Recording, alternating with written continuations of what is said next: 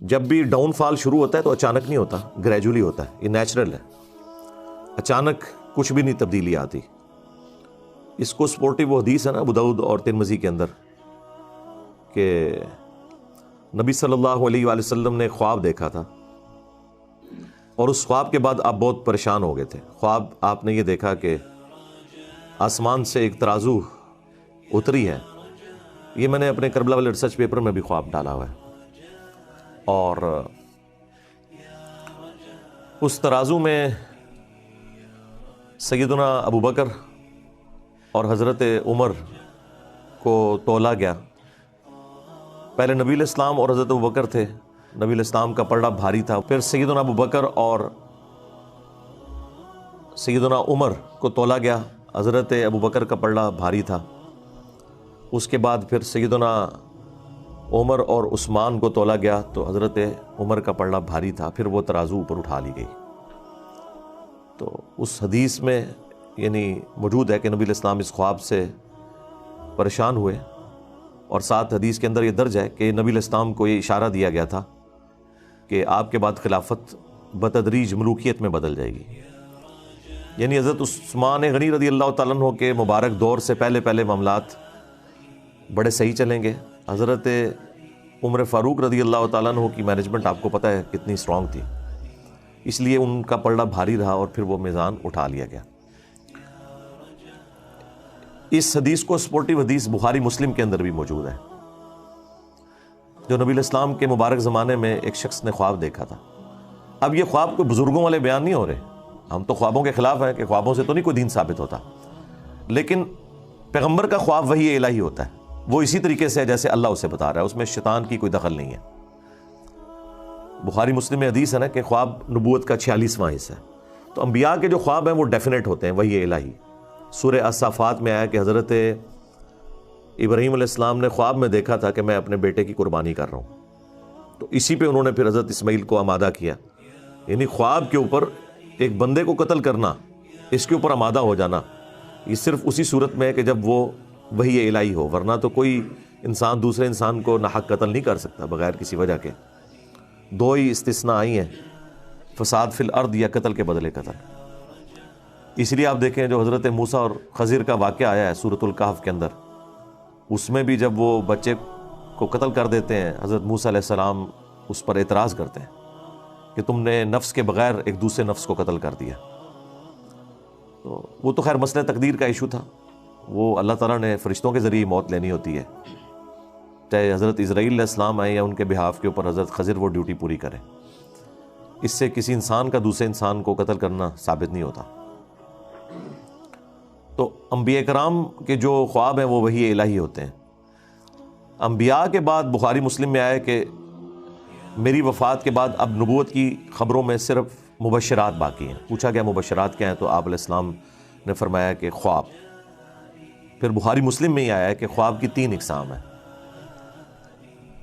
یا تو اللہ کی طرف سے ہوگا یا وہ شیطان کی طرف سے، اور ساتھ ایک تابعی کا قول ابن سیرین کا نقل کیا ہے امام بخاری امام مسلم نے، انہوں نے اسی کی چھوٹی کیٹیگری بتائی کہ یا وہ نفس کی طرف سے ہوگا پھر خواب، یعنی جو انسان سوچتا ہے بعض اوقات وہی چیز خواب کی شکل میں اسے نظر آ جاتی ہے۔ اور ایٹیچیوڈ یہ ہے کہ جب اچھا خواب دیکھیں اللہ کا شکر ادا کریں، اور اگر کوئی برا خواب دیکھتے ہیں تو آپ بائیں طرف 3 دفعہ تھوک دیں، اور اس کا ذکر بھی کسی کے ساتھ نہ کریں، برا خواب اگر کسی کو آتا ہے تو۔ اب یہاں پر اللہ کے محبوب صلی اللہ علیہ وآلہ وسلم کا خواب میں نے بیان کیا ابو داؤد سے، ترمذی سے، مسند احمد میں بھی یہ خواب موجود ہے۔ ایک اور خواب جو رسول اللہ کے مبارک زمانے میں آیا، وہ حدیث بخاری اور مسلم دونوں میں ہے، وہ میں نے کربلا والے ریسرچ پیپر میں ڈالی ہوئی ہے۔ اس حدیث میں یہ آتا ہے کہ ایک شخص نے خواب دیکھا کہ آسمان سے گھی اور شہد ٹپک رہا ہے، اور ایک سائبان بادل نے سایہ کیے ہوئے ہیں، اور ایک رسی بھی لٹک رہی ہے۔ تھوڑی دیر بعد نبی صلی اللہ علیہ وآلہ وسلم وہ مبارک رسی پکڑتے ہیں اور اوپر چڑھ جاتے ہیں آسمان پہ، اور وہ جو شہد اور گھی ٹپک رہے ہیں نا، لوگ اپنے اپنے برتن کے مطابق اس میں سے بھر کے اپنے گھروں کو بھی لے کے جا رہے ہیں۔ یہ خواب بخاری میں بھی ہے اور مسلم کے اندر بھی۔ پھر ایک اور شخص اس رسی کو پکڑتا ہے اور وہ بھی آسمان پہ چڑھ جاتا ہے، اور پھر ایک تیسرا شخص اس رسی کو پکڑتا ہے اور آسمان پہ چڑھ جاتا ہے۔ یعنی نبی صلی اللہ علیہ وآلہ وسلم کے بعد دو اور اشخاص ہیں جو اس رسی کو پکڑ کے آسمان پہ چڑھ جاتے ہیں۔ جب چوتھا شخص پکڑتا ہے، یعنی نبی علیہ السلام اور دو اور لوگ اور پھر ایک چوتھا شخص، تو وہ رسی ٹوٹ جاتی ہے۔ پھر حدیث کے الفاظ ہیں کہ اس شخص نے خواب میں دیکھا کہ وہ رسی دوبارہ سے اس شخص کے لیے جوڑ دی جاتی ہے اور وہ شخص بھی اوپر چڑھ جاتا ہے۔ جب یہ خواب سنانے والا نبی علیہ السلام کی بارگاہ میں حاضر ہوا تعبیر پوچھنے کے لیے، تو آپ کی تو مبارک عادت تھی کہ آپ فجر کے بعد خوابوں کی تعبیر ارشاد فرمایا کرتے تھے۔ اب یہ وہ سنت ہے جس پہ آج کوئی عمل نہیں کر سکتا، نہ کوئی اس کے اوپر کوئی تماشا کھڑا کر سکتا ہے۔ ظاہر ہے کہ خواب چونکہ نبوت کی خبروں سے ہیں، تو نبی علیہ السلام کے مبارک زمانے میں تو وحی کا سلسلہ رکا نہیں تھا، تو اللہ کے نبی کو وحی کی تائید حاصل تھی، آپ خواب کی تعبیر بیان فرما سکتے تھے۔ آج کوئی بھی کرے گا تو وہ اسیسمنٹ ہوگی، غلط بھی ہو سکتی ہے، صحیح بھی ہو سکتی ہے، جب تک کہ وہ خواب کوئی شکل اختیار نہ کر لے اور ایگزیکٹلی ویسا ہو نہ جائے۔ باقی تو ساروں کی اسیسمنٹ ہے، صحیح بھی غلط بھی، وثوق سے نہیں کوئی کہہ سکتا۔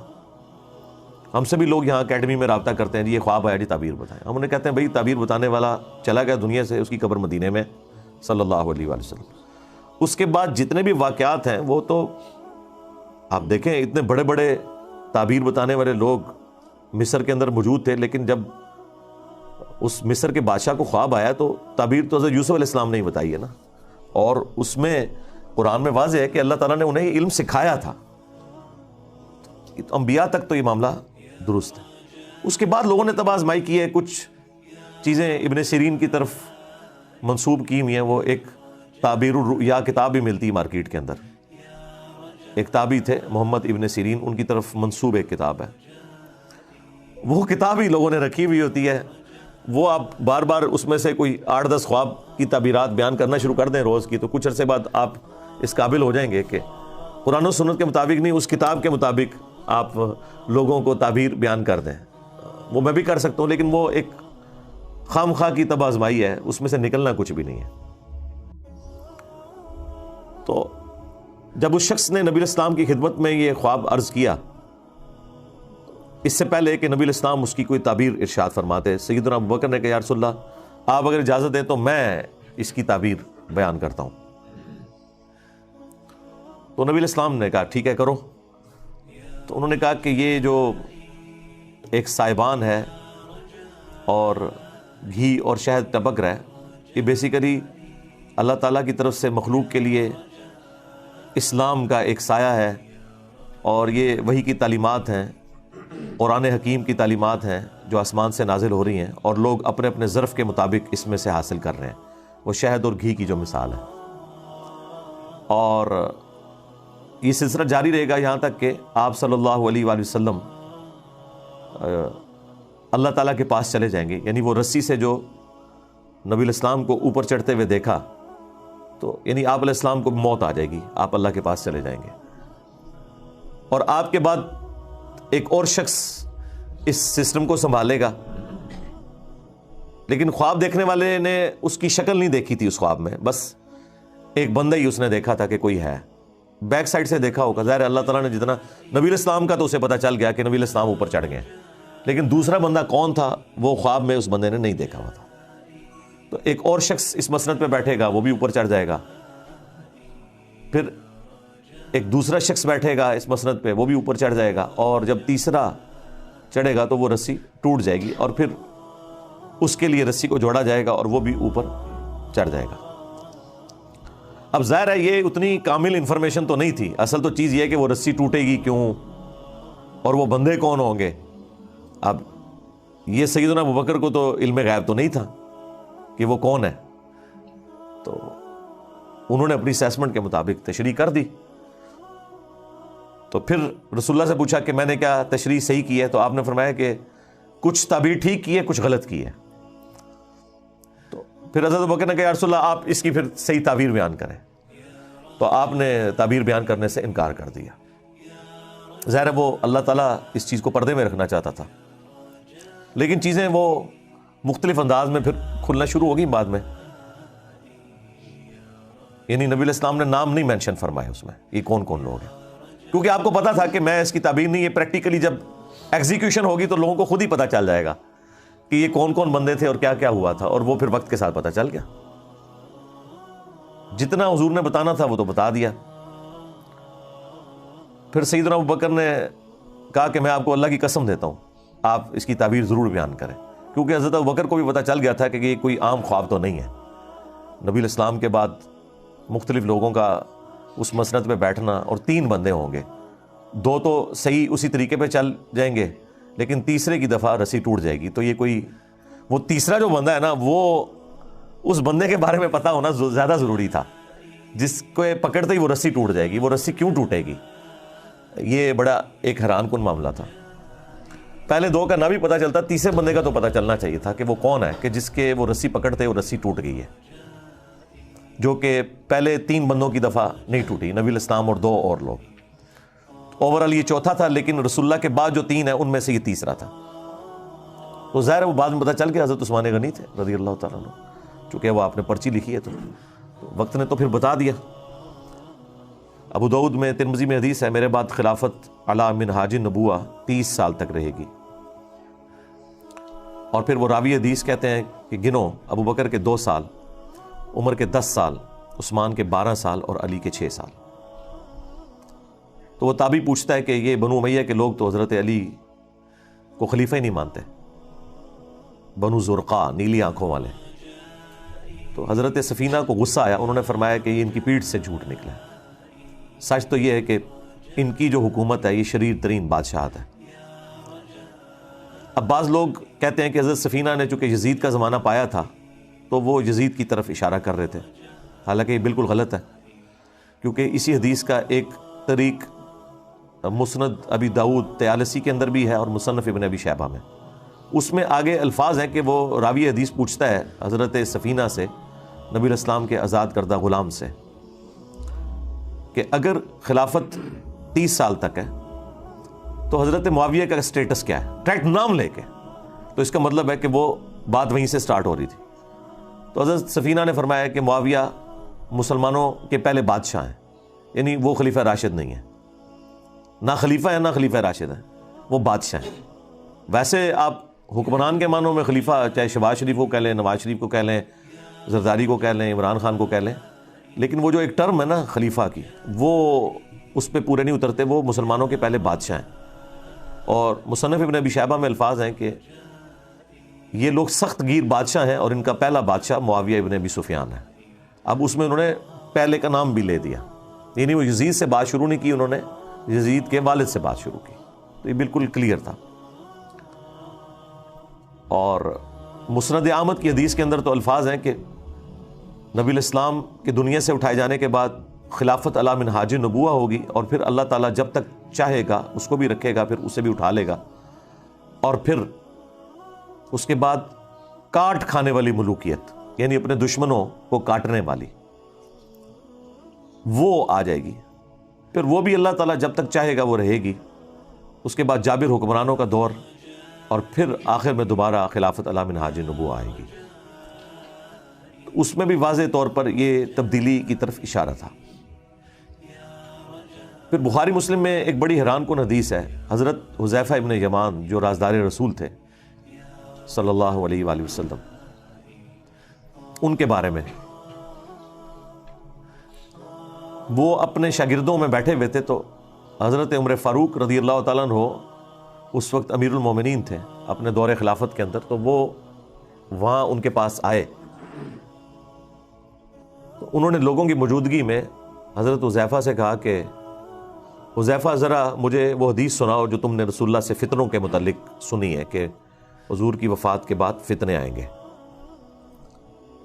تو انہوں نے کہا کہ وہ تو بہت ساری احادیث ہیں۔ تو حضرت عمر نے کہا نہیں، میں اس بڑے فتنے کی بات کر رہا ہوں جو سمندر کی موجوں کی طرح آئے گا،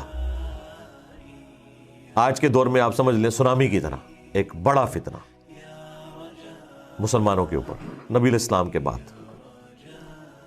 تو حضرت حذیفہ نے کہا اے امیر المومنین آپ کو اس فتنے سے کوئی ڈر نہیں ہے، اس لیے آپ تو بے فکر رہیں، آپ کا اس فتنے سے کوئی لینا دینا نہیں، آپ اس فتنے میں مبتلا نہیں ہوں گے. تو البتہ فتنوں اور امت کے درمیان ایک دروازہ ہے، جب تک وہ دروازہ نہیں کھلے گا نا وہ فتنے اس امت پہ آئیں گے ہی نہیں. تو سیدنا عمر نے کہا کہ مجھے بتاؤ وہ دروازہ کھولا جائے گا یا توڑا جائے گا؟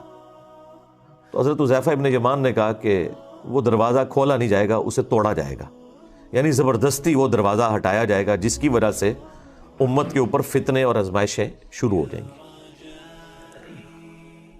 تو بس یہ گفتگو کر کے حضرت عمر وہاں سے چلے گئے. اب شاگردوں کو پھر کھلبلی مچ گئی کہ کوڈ ورڈز میں باتیں کر رہے ہیں کہ سمندر کی موجوں کے مانند ایک فتنہ آئے گا، ٹھیک ہے جی، اور وہ ایک دروازہ ہے جسے توڑا جائے گا، کھولا نہیں جائے گا.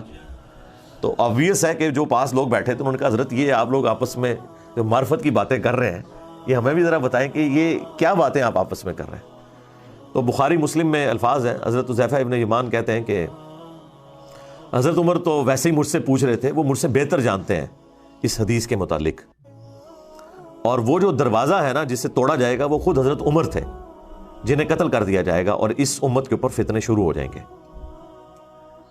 تو یہ حدیث بخاری مسلم کی بالکل واضح ثبوت ہے کہ اس امت پہ جو فتنے ہیں ان کا آغاز سیدنا عمر کی شہادت سے ہوا.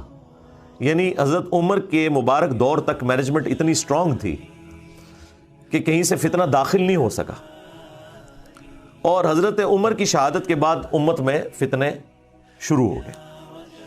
اسی لیے مولانا اسحاق صاحب صحیح فرمایا کرتے تھے رحمہ اللہ تعالی کہ حضرت ابوبکر اور عمر کی جو خلافتیں ہیں یہ خلافت محفوظہ ہے، یعنی اسپیشل پروٹیکشن ہے اللہ تعالیٰ کی طرف سے. اور حضرت عثمان اور حضرت علی کی جو خلافتیں ہیں یہ خلافت مفتونہ ہے، یعنی فتنوں کا دور ہے. یعنی خلیفہ برے نہیں تھے، لیکن بہرحال زمانے میں ایسا تغیر لوگوں کے اعتبار سے آ گیا کہ وہ خلافت مفتونہ بن گئی، فتنوں کا دور بن گیا.